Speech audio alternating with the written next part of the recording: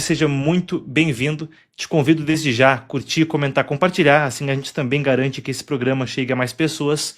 E na sequência conversamos sobre o interesse americano na Nicarágua, ou melhor, a espécie de crise diplomática que as falas de Ortega sobre cancelar as eleições parecem ter desencadeado. Daniel, chama a transição, vamos lá.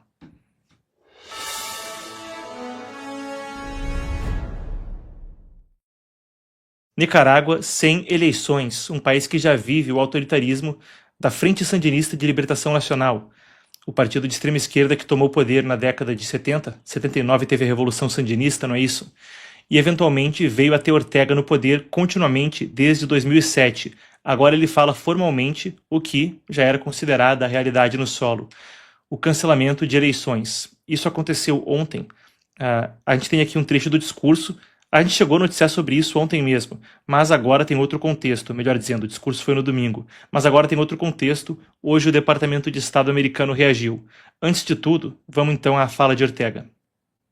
Não crean que porque não há guerra estamos em paz. No, ellos vienen conspirando ahí, organizando, buscando cómo organizar partidos. ¿Para qué? En una elección que ellos se suponen. Entonces, que esos partidos ganen las elecciones. Y aquí se acabó la historia de que los partidos puestos por los yanquis, puestos por los somocistas, volverán a llegar al gobierno. ¡Jamás! Jamás, jamás. Bom, aí está então a fala de Ortega. Para dar contexto a respeito do assunto, anteriormente e nas eleições anteriores da Nicarágua já se criticava mais e mais restrição ao público. Agora ele adiou por um ano as eleições que deveriam acontecer nesse ano para 2027 e por fim, domingo, veio a falar então que elas estariam canceladas, que não aconteceriam. Falou enfaticamente, afinal de contas, aonde já se viu alguém fazer um partido e tentar disputar uma eleição. Vou dar um pouco de contexto para aprofundar o que eu pontuava no começo da reportagem, conforme a gente tenta entender isso. E eu peço que você acompanhe, porque conforme a gente sai do aqui e agora para a ótica da história, isso vai nos dar as ferramentas para entender o que falou Ortega. Como eu dizia, Ortega assumiu o poder depois da Revolução Sandinista, onde, com apoio de Fidel Castro, ele era um guerrilheiro na Frente Sandinista de Libertação Nacional. E falando no próprio Castro, aí essa foto é de 1985, quando Ortega foi presidente pela primeira vez na década de 80 e tinha cooperação muito próxima com a ditadura comunista cubana. Como eu disse, uma ditadura que apoiou a tomada de poder pelos sandinistas. Enquanto havia, claro, um descontentamento legítimo com uma ditadura anterior na Nicarágua, da família Somoza, o que se seguiu foi o autoritarismo da Frente Sandinista de Libertação Nacional. Isso carregava também um valor simbólico quando ele tomou o poder em 79. Apesar de uma série de guerrilhas ativas no continente, ELN, FARC, Sendero Luminoso, até no Brasil, Aliança Libertadora, MR8, etc., e tantas outras com laços a Cuba, a Frente Sandinista foi a primeira a de fato conseguir tomar o poder através de ação armada desde Cuba em 1959, há 20 anos antes. Era uma injeção de ânimo, e mesmo quem for procurar nos arquivos e for entender isso a partir da narrativa de figuras à esquerda em toda a região, vai entender a magnitude que a influência de Ortega teve naquela época. Tanto é que ainda 10 anos depois, aquela influência era sentida do ladinho, em El Salvador, quando a Frente Farabundo Martí de Libertação Nacional também tentava a própria revolução. Chile foi muito influente, esse é o meu ponto. Com esse gancho, um outro ponto de contexto. Primeiro, o que aconteceu para que Ortega tomasse o poder. Depois, essa vez que ele está no poder não é continuamente, tá? Ele foi presidente na década de 80, depois, em 2006, pela via eleitoral chegou ao poder, tomou posse em 2007 e não saiu mais, e, consequentemente, as eleições seguintes foram se tornando mais e mais repressivas, até que por volta de 2018 a coisa parecia estar em um estado ditatorial de forma mais cabal. O segundo ponto que eu fazia era o seguinte: para além do contexto quanto a como isso foi relevante historicamente, existe o contexto de como isso foi relevante em termos geográficos, em termos da abrangência na qual aquilo aconteceu. Ortega se tornou uma espécie de articulador por toda a região. para a gente ter noção do quão fundo isso chega, mesmo dentro da esquerda brasileira, a Frente Sandinista se tornou uma pauta notória. Quando Lula vai a Nicarágua pela primeira vez, no aniversário de 1 ano da Revolução Sandinista, em 1980, ele relata ter se tornado muito amigo de Ortega e também relata que foi na Nicarágua de Daniel Ortega que veio encontrar Fidel Castro. E aqui a gente evita a militância política, não estou fazendo nem qualquer juízo de valor, só estou tentando dar contexto para o público e da dimensão da influência política que isso teve na época, em termos de conectar uma série de partidos da região e o regime comunista cubano, e entre outras ditaduras por toda a região. Ortega carregava esse peso histórico. Bem, suponho que carrega até hoje, apesar de que de outras formas. Dado o contexto e dado o que aconteceu no domingo, vamos ao que é a notícia do dia. A gente tem na sequência os pronunciamentos que vêm tanto do governo americano quanto de uma série de congressistas no país. Pessoal, tô vendo que a gente está chegando a 500 pessoas, pedi a curtida na transmissão, vamos chegar a 1000 novamente, o piso que a gente tinha combinado. Bem, posto o contexto e posta a frase de Ortega a respeito de eleições no domingo, hoje veio a resposta, conforme o secretariado, qual a palavra que eu estou procurando em português? O Escritório de Assuntos do Hemisfério Ocidental do Departamento de Estado americano publicou esse press release, esse release à imprensa, que vocês vão acompanhar comigo aqui do lado. Ele é muito curto, então eu vou ler ele na íntegra, são 2 parágrafos. Aqui, um chamado à ação, endereçando o voto da ditadura Murillo Ortega de abolir eleições. Murillo Ortega é porque a Rosário Murillo, que é a esposa de Ortega, segue com ele na chapa comandando o país, em especial a partir de uns 6, 7 anos para cá. Bom, eu leio com você na íntegra, isso é o que diz o release à imprensa do Escritório de Assuntos Ocidentais. Aspas. A declaração de Daniel Ortega, que sob a ditadura da sua família, a Nicarágua nunca terá eleições novamente, expõe amplamente a sua verdadeira natureza autoritária. Daniel Ortega e Rosário Murillo abandonaram mesmo o fingimento de consentimento popular. O povo da Nicarágua tem o direito de escolher os seus próprios líderes através de eleições democráticas. Os Estados Unidos pedem que a comunidade internacional se una para demonstrar que a ditadura de Ortega e Murillo, que ela não pode esperar manter os negócios negócios comuns com outras nações, quando esmaga os princípios básicos de democracia, os princípios básicos do nosso hemisfério democrático. Já vou falar mais sobre o linguajar e o nosso hemisfério. Primeiro vamos para a notícia, depois eu desdobro isso em termos de análise. Mas o que é interessante é que não ficou só nesses termos, conforme isso mais e mais se ampliava para uma linguagem forte ao longo do dia. Isso foi publicado por volta da 1 da tarde, meio-dia de hoje, essas publicações do governo americano. Daniel, vou pedir que você passe comigo. Na sequência a gente tem o que foi publicado na conta do X do mesmo escritório, conforme divulgava isso. A ditadura Ortega Murillo continua a demonstrar que é um inimigo da humanidade. No domingo, Ortega disse que nunca mais haveria eleições. Pedimos que os parceiros se unam a nós para garantir que o povo da Nicarágua possa finalmente escolher um futuro livre da tirania. E aí veio o próprio secretário de Estado Marco Rubio, todos com declarações parecidas, onde ele dizia que tanto o governo Trump quanto a comunidade internacional não ficariam só assistindo enquanto a repressão se aprofundava. De forma interessante, eu quero fazer um destaque aqui. Houve uma época onde eu trabalhei com uma correspondente do Epoch Times em espanhol. Claro, a sede do Epoch Times é nos Estados Unidos, noticiando em inglês. Entretanto, existem edições em uma série de idiomas. Aqui, essa startup de mídia é o Epoch Times Brasil, noticiando em português para o público brasileiro. Mas existe também um Epoch Times em idioma espanhol, sediado no México. Eu tive a oportunidade, por ocasião, de passar algum tempo com uma correspondente que eles tinham em Washington, a Patrícia Valência. E a gente trabalhou juntos também em termos de conversar com congressistas americanos, porque uma parte grande dos congressistas dos Estados Unidos fala espanhol.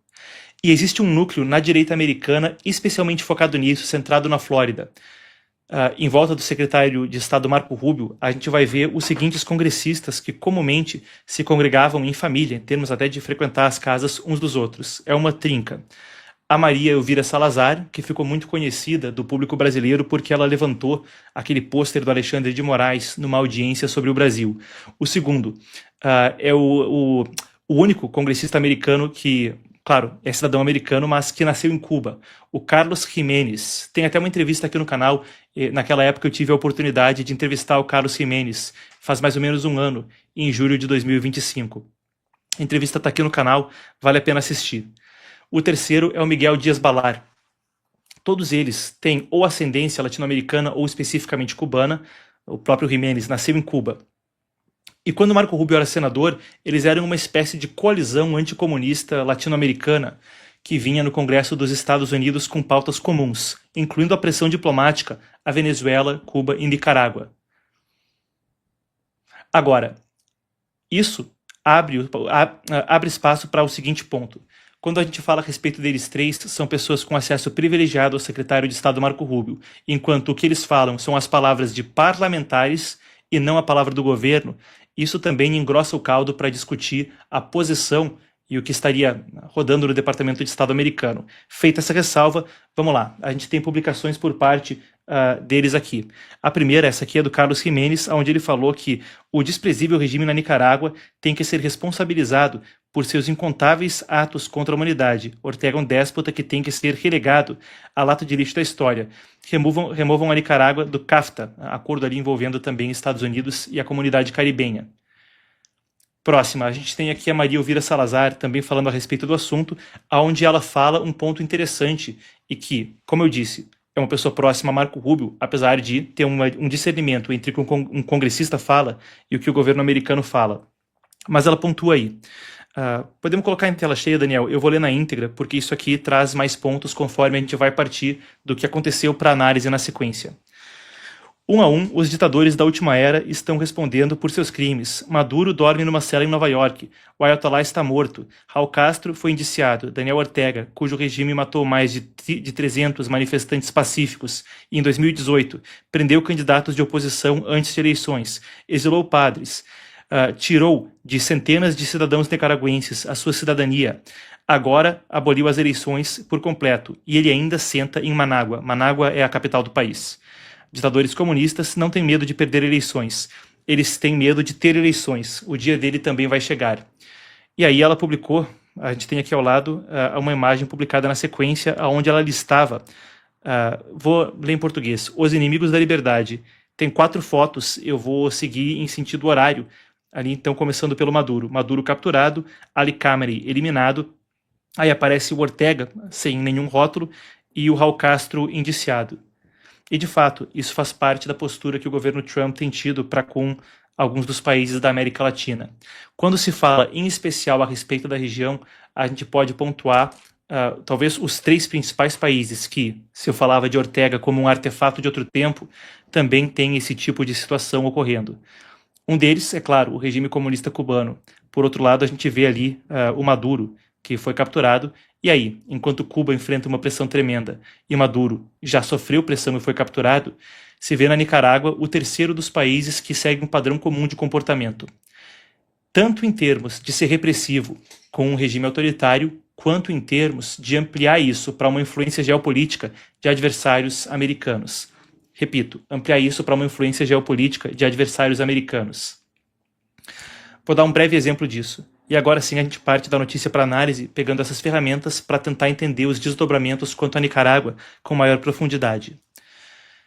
Se a gente rastreia as ações, por exemplo, do Kremlin na América Latina, e a gente passa por 2014, a invasão da Crimeia, depois houve a Geórgia, não é isso, em 2018, e aí a gente pode falar sobre a Ucrânia em 2022. Em cada um desses incidentes, melhor dizendo, Geórgia foi em 2008, estou fazendo confusão com as datas, mas 2008, 2014 e 2022, em todos esses incidentes, sempre que havia uma movimentação maior por parte de Moscou, havia algum tipo de exercício utilizando essa herança da Guerra Fria, esses 3 países cujos regimes ainda se apegavam a esse modelo falido de governança e a essas alianças, como por exemplo Moscou ou Pequim, se via um padrão de comportamento recorrente.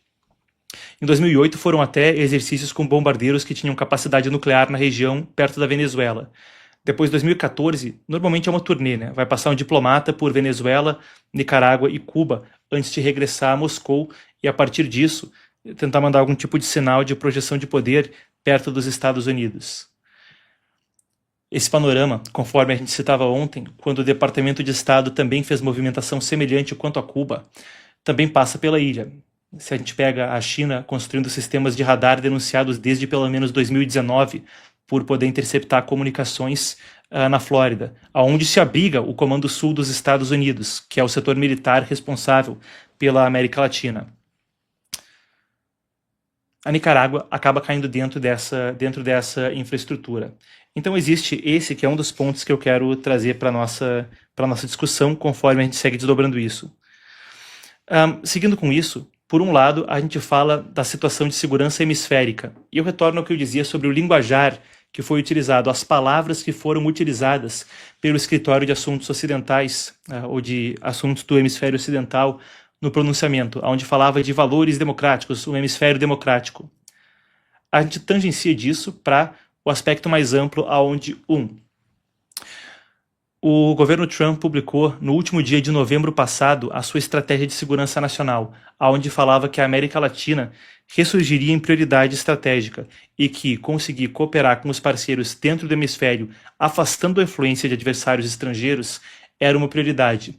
Ali ficaram as palavras que se tornaram tão conhecidas na época, o do reestabelecimento de uma chamada doutrina Monroe, que brincava com o nome do diplomata James Monroe, que em 1823 fez uma doutrina onde os Estados Unidos reconheceriam os países que declarassem independência e afastariam a influência de potências europeias que buscassem retomar as suas antigas colônias. Isso teve uma série de reinterpretações ao longo da história, quando ele fala de uma corolária Trump, a doutrina Monroe, que ele chama de doutrina Monroe. Não vou entrar em todas as nuances históricas quanto a isso, mas essencialmente ele está reafirmando a preponderância americana no hemisfério. Quando se falou de Venezuela e Cuba, as coisas correram nesses termos. E agora, quando tem uma atividade tão ampla quanto a Nicarágua, isso também parece surgir nesse sentido.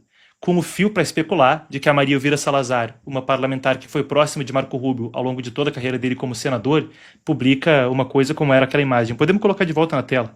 Uma coisa como essa imagem aqui, mostrando então líderes latino-americanos e o Ali Khamenei, que foram capturados em Cuba e Venezuela. Capturados não, né? Maduro capturado, Raul Castro indiciado no Departamento de Justiça dos Estados Unidos. Agora, se com Maduro capturado e Cuba sob pressão isso vem à tona, a gente aguarda para ver se Ortega poderia estar nesse tipo de lista. É o tipo de cenário que alguém próximo a Marco Rubio no Congresso americano sugere nessa publicação online. Chamar alguém de inimigo da humanidade certamente não é o tipo de discurso a ser tomado levemente, ainda mais com um governo que se mostrou tão disposto à ação militar como é o governo de Donald Trump. Mais um ponto que se encaixa na discussão a respeito do continente. E aí, com o olho para muita coisa acontecendo, eleições que acabam de acontecer na Colômbia e no Peru, e claro, as eleições de outubro que vem adiante no Brasil.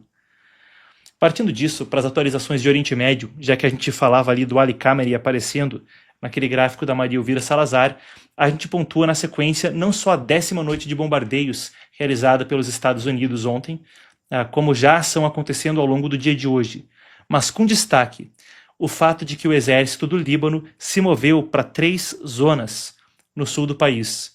Isso pode parecer coisa pouca, afinal de contas, exército do Líbano andando dentro do Líbano, mas tem uma nuance muito maior que envolve Irã e Israel. A gente vai entender esse contexto na sequência. Daniel, chama a transição.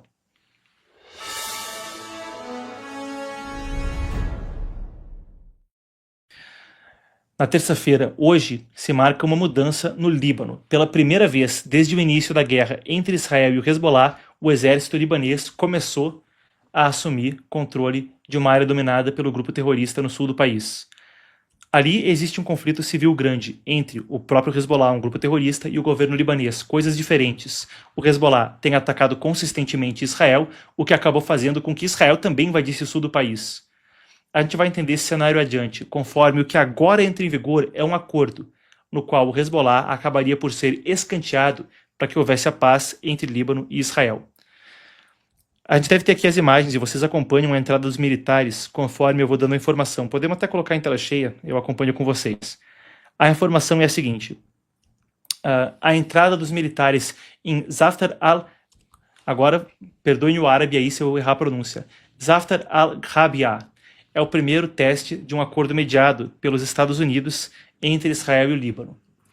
O plano prevê que o exército libanês vá assumir o controle da região e confiscar as armas do Hezbollah que existem por ali, enquanto Israel gradualmente retira as próprias forças que também combatiam o Hezbollah na região sul do Líbano. a expectativa seria para o governo libanês conseguir recuperar o controle de cerca de 10 quilômetros no sul do país, onde combates ainda existem. E a destruição na região é bastante grande. Afinal de contas, se falou de 1 milhão de pessoas desalojadas, deslocadas ao longo dos últimos meses nesse conflito. A cidade virou um dos símbolos do impacto dessa guerra. Segundo algumas das autoridades locais ali, mais de metade da cidade foi destruída, incluindo aí instalação civil, hospital, estação de energia, sistema de abastecimento, e casas que permaneciam em pé também sofreram dano grave.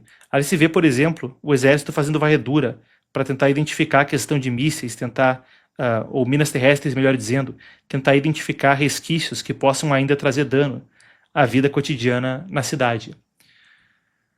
É uma expectativa diferente para cada lado também. Por um lado, Israel afirma que o acordo vai testar a capacidade do governo do Líbano de desarmar o grupo terrorista, o Hezbollah.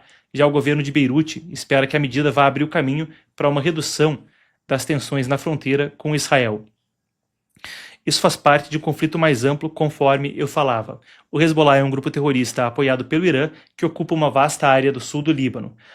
A guerra civil abertamente não ocorre, mas muito por causa das capacidades do Hezbollah. Então, explicando o que eu quero dizer. Quando a gente fala a respeito de um grupo terrorista, normalmente vai se vir na mente, sei lá, meia dúzia de gente desorganizada, ou meia dúzia de gente muito organizada, mas ali a gente fala de um grupo com ocupação territorial, capacidade de influência no parlamento libanês. Um grupo terrorista com influência religiosa sobre uma parte grande dos muçulmanos xiitas no Líbano. E por vezes com terroristas mais bem treinados e armados, muito com dinheiro do Irã, do que o próprio exército libanês. Por isso também era tão delicado para o exército do Líbano fazer movimentações como essas. Agora, eles devem se movimentar para a ocupação e controle de 3 áreas antes controladas pelo Hezbollah no sul do país, conforme a gente dizia, sob uma estrutura mediada pelos Estados Unidos, onde gradualmente o exército libanês tomaria controle, Israel recuaria e o Hezbollah seria jogado para escanteio. A ver qual vai ser o desempenho das forças armadas libanesas ali. Mas hoje, pontuando isso, também houve um encontro diplomático notório nos Estados Unidos.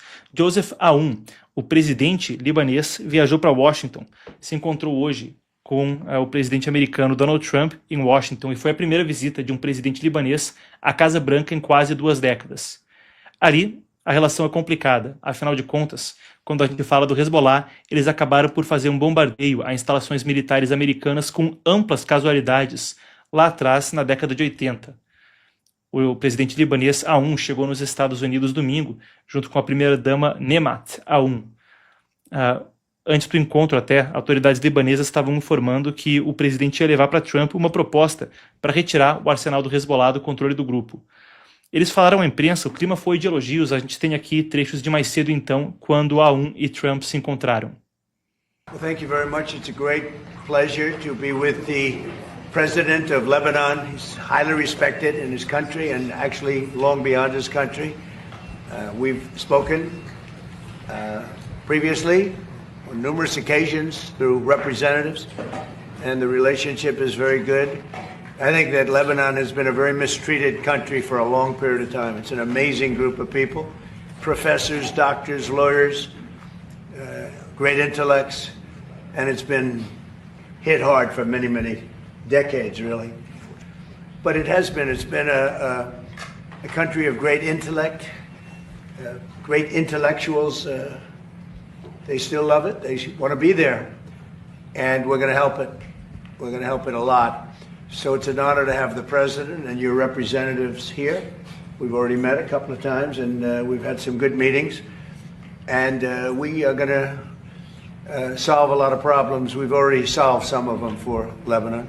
As you know, there's a Hezbollah problem, but we've done some things that I think the world will take notice.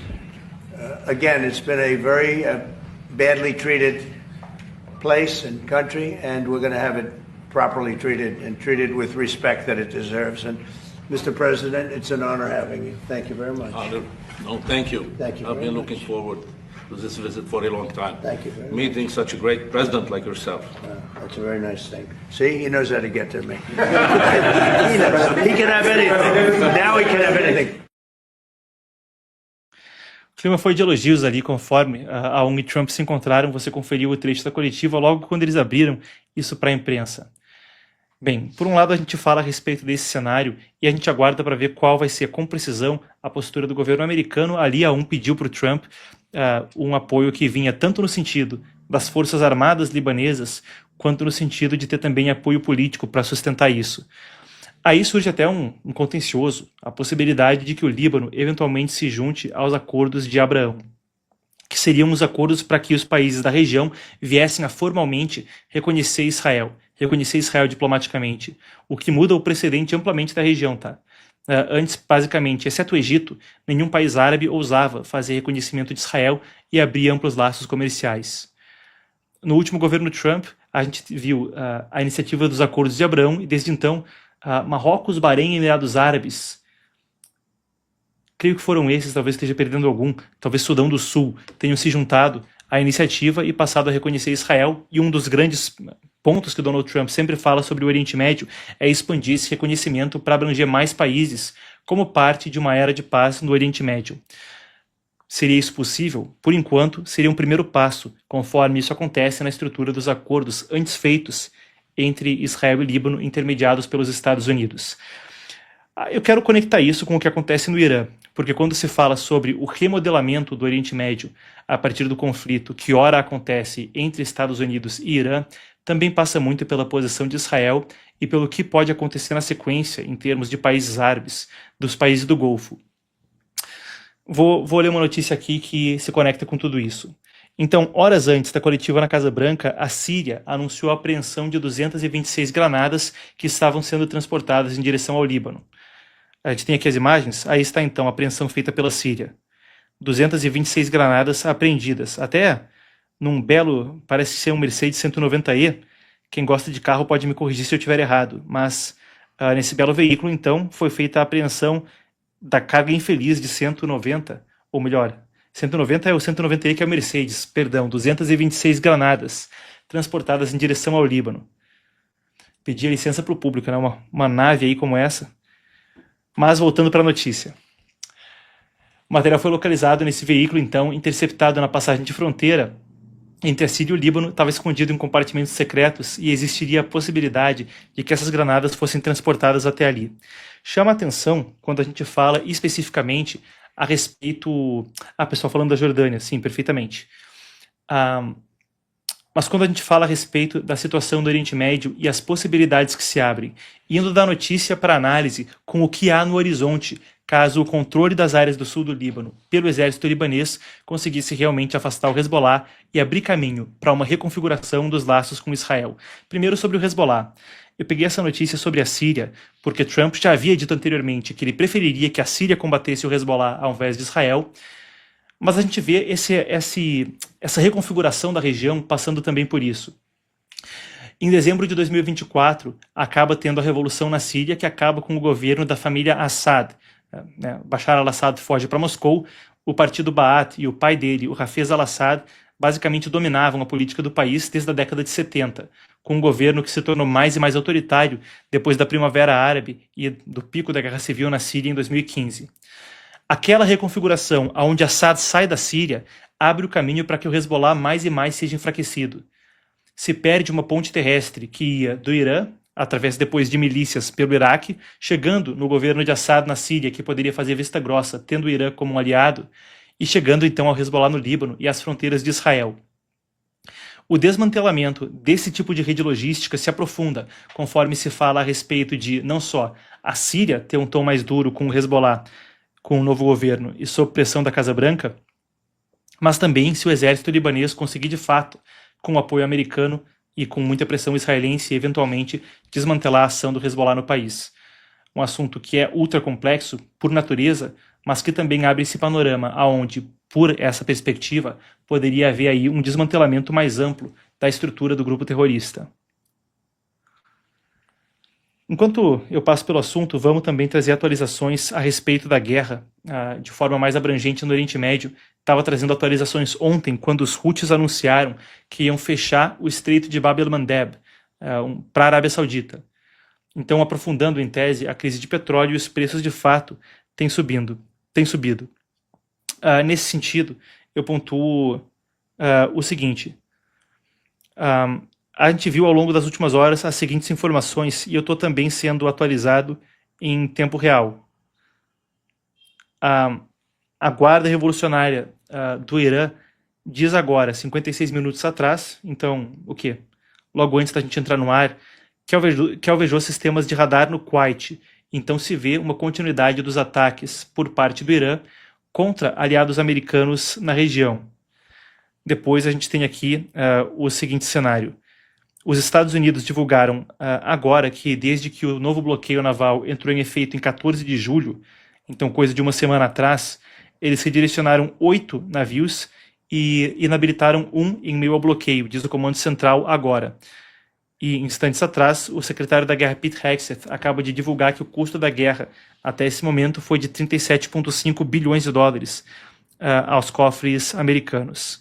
Antes disso, ontem à noite, os Estados Unidos completaram o seu 10º dia, ou melhor dizendo, sua 10ª noite de bombardeios contra a infraestrutura iraniana, e Trump chegou a falar até na coletiva de mais cedo com o presidente do Líbano, que Pickaxe Mountain, que seria uma região onde haveria centrífugas nucleares, seria um alvo a ser bombardeado em breve. Nas palavras de Trump, se eles pudessem fazer qualquer coisa a respeito, eu ia manter o segredo para a gente ter a capacidade operacional em sigilo. Mas como eu acho que eles não podem fazer nada sobre isso, eu posso confirmar que nós iremos atacar em breve. E esse seria o local onde muito da infraestrutura nuclear do Irã estaria no momento. Se sabe que as centrífugas estariam ali, então, a infraestrutura para enriquecimento, mas não necessariamente o urânio em si próprio, que Trump falou que era o que importava de verdade. Existe uma avaliação que circula até na imprensa recentemente, o Wall Street Journal publicou isso, de que havia ali essa detecção, então, de material nuclear. Creio mesmo que a gente tenha o Trump comentando sobre o assunto. Vamos lá. And we will absolutely attack the new site that they're talking about. I mean, how about these people? They're in this because of nuclear weapons, and they're trying to possibly reconstitute a site. We'll hit that site. Any site where they're even thinking about nuclear, we'll be hitting it very, very powerfully. Now, nobody knows, except the Iranians, the damage that we've done to them. We have done damage that will take them 20, 25 years to recover from. So if we left tomorrow, we had a big success. But we're not leaving tomorrow. Bom, aí está então. Se eu falava de mercados, enquanto isso, Brent voltou a passar de $91 depois de ter caído aí para o quê? 80 e poucos nos dias anteriores. Agora o conflito, e eu fiz análise sobre isso ontem, parece se acalorar sem nenhum tipo de rampa para desescalada, nenhum tipo de rota para que as coisas diminuam em tensão nos dias adiante. Trump fala que o Irã quer negociar, mas que no momento o cenário é onde o preço é cobrado. Ontem eu fiz análise mais profunda sobre isso, mas, em dúvida entre se isso pode escalar militarmente conforme não há espaço para negociações, existe uma espécie de zona cinzenta onde o futuro é nebuloso por agora. Na sequência eu quero tratar, entretanto, de outra tensão militar, uma que acontece no leste da Ásia, entre Japão, China e Rússia. A tensão entre China e Japão já estava aí em picos históricos, em especial até com o cônsul chinês falando em o quê? Decapitar a premier japonesa. Agora, a gente teve um exercício no final de semana que ontem trouxe uma série de repercussões, Japão protestando ao governo chinês. Vamos lá.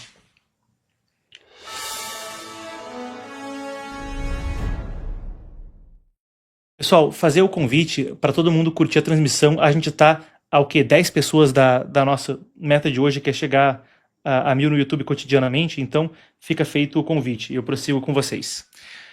O governo do Japão apresentou um protesto diplomático à China. Isso acontece depois que o Ministério da Defesa japonês anunciou, olha a história, que um destroyer chinês fez um exercício de live fire, tiro real, em uma área que Tóquio considera ser parte da sua zona econômica exclusiva. Isso aconteceu na parte da ilha de Okinotori. Segundo o governo japonês, essa atividade aconteceu durante manobras navais conjuntas com a Rússia e representou um risco à navegação. Então, em zona econômica exclusiva japonesa, aí tem umas imagens que foram divulgadas. O Estado-Maior Conjunto do Japão diz que a movimentação foi nas primeiras horas do dia, quando uma formação que era composta por 3 navios chineses e uma fragata russa foi avistada a cerca de 330 quilômetros no sudoeste da ilha, e aí partiu para disparar. Ontem mesmo a gente falava também sobre um aumento tremendo, comparado ao ano passado, da guarda costeira chinesa rondando Taiwan. A tensão é grande. O Japão já falou anteriormente que poderia ter que se envolver caso houvesse um conflito entre China e Taiwan. A resposta veio com um cônsul chinês em Osaka, falando até em decapitar a primeira-ministra. Dali, a coisa foi só para trás. Para entender mais a respeito do assunto, na sequência a gente recebe a Manu aqui novamente. Claro, para quem é novo no canal, Emanuele Couri cobrindo China, Eurásia conosco. Vamos lá então discutir o assunto.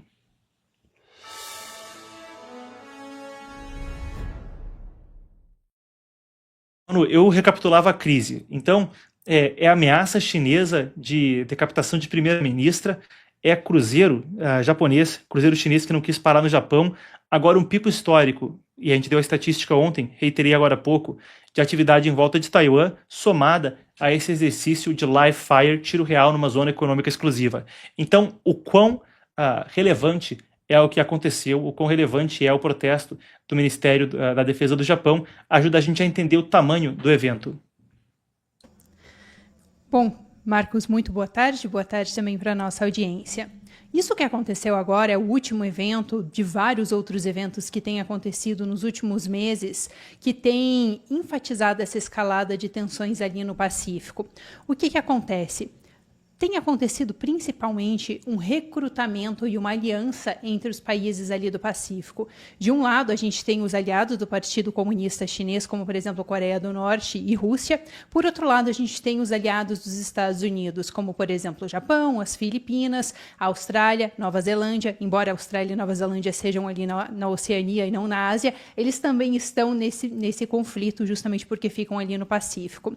E o que acontece? Esse exercício que está acontecendo entre a China e a Rússia agora, e que eles acabaram invadindo esse território, essa zona econômica exclusiva do Japão, ele vem em uma série de outros exercícios que o regime chinês já tem realizado ali, e isso acontece justamente depois de alguns eventos muito importantes. Por exemplo, nesse momento, a gente tem um aumento da cooperação do Japão com vários outros aliados ali no Indo-Pacífico, por exemplo, assinando contratos com a Austrália, com as Filipinas, entre outros países, para fornecer material militar para eles. Então, justamente por conta disso, a gente vê um aumento desses exercícios militares da China ao redor do Japão. Agora, a questão da Rússia, ela também é bem emblemática. Por quê? Porque ao longo das últimas décadas, por conta da postura mais pacifista que o Japão tem, eles não tinham um setor de inteligência no país. Mas o que acontece? Eles estão agora retomando os seus trabalhos do setor de inteligência. E por que eles estão fazendo isso? Porque o Japão percebeu que eles não somente estavam sofrendo vários ataques cibernéticos por parte de China e Rússia, como também o governo russo, ao longo dos últimos tempos, eles estavam utilizando tecnologia japonesa para a produção de drones que estão sendo utilizados ali na guerra contra a Ucrânia. Para a gente ter uma ideia, o governo japonês divulgou um relatório algumas semanas atrás mostrando que cerca de 90% de todos os drones que a Rússia está produzindo nessa guerra contra a Ucrânia possuem algum tipo de ou elemento ou algum tipo de tecnologia japonesa neles. Só que o Japão não estava conseguindo reagir a esse roubo de inteligência, e é roubo de inteligência mesmo, porque o governo japonês não tinha permitido que essa tecnologia fosse utilizada nesses equipamentos. E tudo isso, então, vem em um contexto onde as tensões entre esses países têm aumentado. Marcos, eu quero destacar uma questão bem importante, porque nós tivemos agora esses exercícios militares de China e Rússia ao redor ali do Japão, só que essa não é a primeira vez, não somente que a gente vê esses exercícios de China e Rússia ao redor do Japão, porque mês passado eles também realizaram outro. E outra questão é que o regime chinês tem invadido vários espaços exclusivos de aliados dos Estados Unidos ao longo deste ano. Dois outros eventos bem importantes que aconteceram recentemente foram o seguinte: nós tivemos, algumas semanas atrás, um encontro bem importante entre as autoridades das Filipinas e do Japão. E nesse encontro, eles assinaram alguns contratos de cooperação de segurança e, além disso, assinaram um contrato para tentar delimitar algumas linhas marítimas ali perto da ilha de Taiwan. Só que acontece que essa linha marítima que eles queriam delimitar que ficaria então dentro das áreas das Filipinas, ela é reivindicada pelo Partido Comunista Chinês. Depois então que Japão e Filipinas tiveram esse encontro e assinaram este acordo, o Partido Comunista Chinês destacou vários destroyers para realizar exercícios militares justamente naquela área onde Japão e Filipinas queriam delimitar o território, que era território filipino, ou seja, eles não estavam fazendo nada ilegal, era direito daqueles países fazerem a delimitação. Agora, isso aconteceu também pouquíssimas semanas atrás, depois que a Austrália fechou um contrato muito importante com as Ilhas Fiji, que foi um contrato de autodefesa, um acordo de cooperação de autodefesa, ou seja, se atacassem qualquer um desses dois países, o outro país era obrigado a ir ajudar, prestar algum tipo de ajuda. E quando isso aconteceu, o regime chinês, juntamente com a Rússia, também realizou exercícios militares ali próximo, tanto das Ilhas Fiji como também da Austrália. Então, só para a gente entender que isso vem em um cenário onde as tensões têm aumentado cada vez mais e todas as vezes que a gente vê alguma movimentação significativa desses aliados dos Estados Unidos, o regime chinês ou a Rússia tem retaliado através desses exercícios militares e o que chama atenção nesse exercício agora ao redor do Japão é que eram esses exercícios de fogo real. Conforme a gente fala disso, também houve um aumento, conforme eu relatava anteriormente, um pico de atividade quando se fala de guarda costeira chinesa rondando Taiwan. Então, queria também ter um sentido de atualização quanto a isso, porque a gente viu o William Lai, o presidente taiwanês, também tendo uma postura cada vez mais agressiva em termos de buscar maior investimento em defesa da história de Taiwan, orçamento de aprovação de compras quanto aos Estados Unidos. Vou fazer a pergunta no seguinte sentido. Quando se fala sobre essas movimentações envolvendo Japão e Taiwan, pode atualizar a gente sobre a postura americana, porque antes havia até debate sobre se aquele pacote bilionário de armas seria aprovado quanto a Taiwan. Houve uma tramitação maior do governo americano quanto a isso? Bom, Marcos, vamos então por partes. Vamos primeiramente para a questão do pacote dos Estados Unidos. A princípio, esse pacote ainda não foi autorizado, porque o que acontece? O Congresso americano aprovou esse pacote de uma venda bilionária, cerca de 11 a 14 bilhões de dólares em vendas de armas para Taiwan. Só que o que acontece? Com a intensificação desse conflito ali no Oriente Médio, o governo americano não está conseguindo produzir equipamento militar que baste, ou seja, eles não conseguem produzir equipamentos para os Estados Unidos e também para os seus aliados. Então, eles tiveram que dar uma pausa nesse pacote. E eu até gostaria de pontuar um detalhe importante aqui, porque quando foi anunciada essa pausa no pacote da venda de armas para Taiwan, vários analistas vieram à tona dizendo que os Estados Unidos estavam dando para trás, que eles não iam mais ajudar Taiwan. No entanto, não somente o governo americano anunciou que essa pausa seria por conta dessa diminuição do estoque de armamento, como a gente tem visto, de fato, essa dificuldade de entregar armas para outros países também. Por exemplo, atualmente o governo americano está devendo cerca de 400 mil mísseis para o Japão que eles não conseguiram entregar, ou seja, não é só para Taiwan. Agora, falando sobre a questão dos exercícios militares ali que estão acontecendo ao redor da ilha de Taiwan, isso tem sim envolvido os outros países. Você até comentou nessa chamada sobre a postura que Sanai Takaichi tem adotado, uma postura mais dura quanto a esses exercícios militares do regime chinês em volta da ilha de Taiwan. E ela chegou a dizer no ano passado que o Japão muito provavelmente teria que intervir militarmente se o regime chinês atacasse Taiwan, só que o que acontece? O filipino Marcos, que é o presidente atual das Filipinas, recentemente também disse a mesma coisa, que seria muito difícil as Filipinas não intervirem, não terem que se envolver nesse conflito militar caso isso acontecesse. E isso enfatiza aquela questão que eu estava dizendo na minha primeira resposta, que é justamente a gente ver uma aliança maior entre vários dos aliados americanos ali na região, porque esses aliados, eles têm percebido que a ameaça não é somente contra Taiwan, mas também contra vários desses outros países. O Japão, para a gente ter uma ideia, se o regime chinês atacasse a ilha de Taiwan, a gente teria uma paralisação no Estreito de Taiwan, que é aquela parte, aquele corpo d'água que divide a China de Taiwan. E, basicamente, o Japão não conseguiria mais importar os mantimentos que eles precisam. E sendo uma ilha, isso obviamente é muito perigoso para eles. Agora, só para concluir, eu quero enfatizar a importância desse aumento dos exercícios militares através da guarda costeira que Taiwan relatou. O que acontece? Esse número que eles trouxeram não é exatamente de embarcações militares. A questão é a seguinte, eles tiveram um aumento do ano passado para cá de embarcações de pesca chinesa e também da guarda costeira. Só que por que isso é importante? Primeiramente, porque essas embarcações da guarda costeira que estão sendo utilizadas atualmente pelo regime chinês, elas não são embarcações normais de guarda costeira, elas são embarcações antigas militares que o Partido Comunista Chinês está utilizando como embarcações costeiras, ou seja, elas são muito maiores e muito mais perigosas do que normalmente essas embarcações deveriam ser. Além disso, existe uma guerra judicial por autoridade ao redor dessas águas ali de Taiwan. O que o governo taiwanês denuncia? O Partido Comunista Chinês quer criar algum tipo de base legal para tentar reivindicar as águas ao redor de Taiwan e também a ilha de Taiwan. Então, o que eles têm feito utilizando essas embarcações da guarda costeira nos últimos tempos? Eles têm parado os navios, em especial os navios comerciais que estariam saindo ou indo para Taiwan, fazendo todo tipo de pergunta: para onde vocês estão indo? Qual que é o cronograma de vocês? Só que acontece que o regime chinês, eles não têm esse tipo de autoridade. Eles não podem simplesmente parar embarcações no meio desse território que nem mesmo pertence ao Partido Comunista Chinês. Então, a ameaça aqui é que o regime chinês estaria tentando criar uma base para legitimar os seus ataques contra Taiwan. Bom, muito obrigado então a Manu por ajudar a gente a entender o assunto. A gente estava falando de conflito marítimo entre China, Taiwan e Japão. Nesse gancho tem o seguinte: um marinheiro foi ferido na cabeça e isso acendeu uma crise diplomática entre Filipinas e China. Hoje o presidente Marcos Júnior, o cara tá com um nome até parecido com o meu, só que o meu não tem Júnior, convocou o embaixador chinês horas depois de Pequim chamar o representante filipino. O atrito veio de um choque na segunda-feira no segundo banco de Thomas, no mar da China Meridional, o mar do sul da China, área disputada e em particular por esses dois países. Um corpo d'água que em 2016 um tribunal em Haia já julgou ter as reivindicações da China como improcedentes. China continua insistindo nas fronteiras com as Filipinas.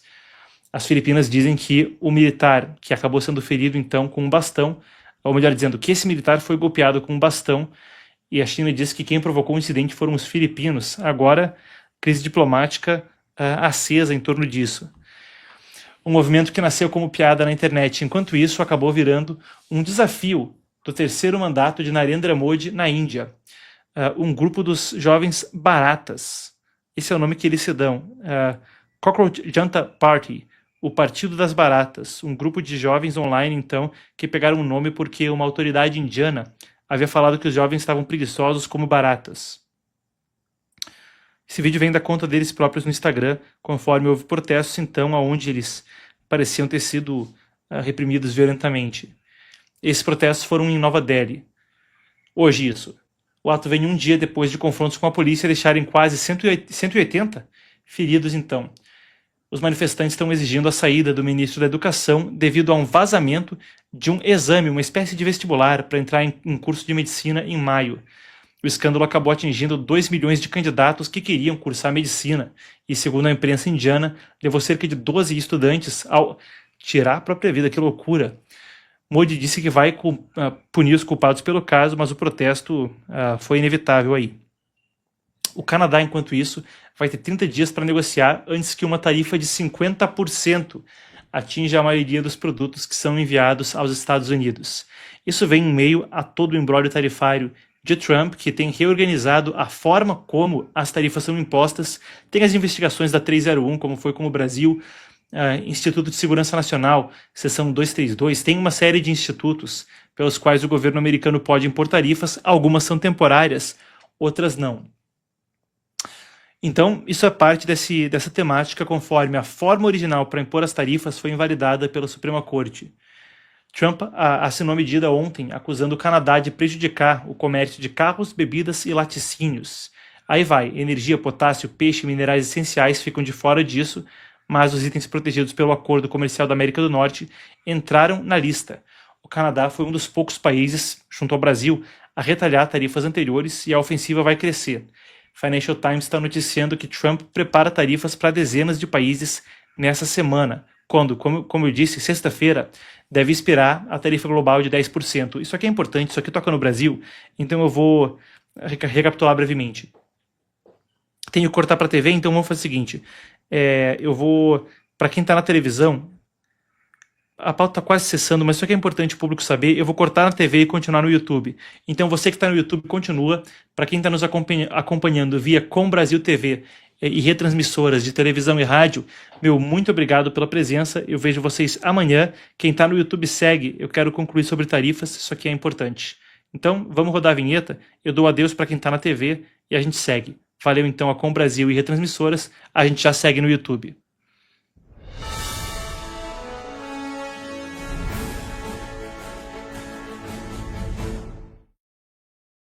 Continuando o que eu falava a respeito da questão das tarifas, então. Existe uma tarifa universal imposta logo depois que a Suprema Corte invalidou. Deixa eu até explicar melhor, que eu quero que o público entenda isso.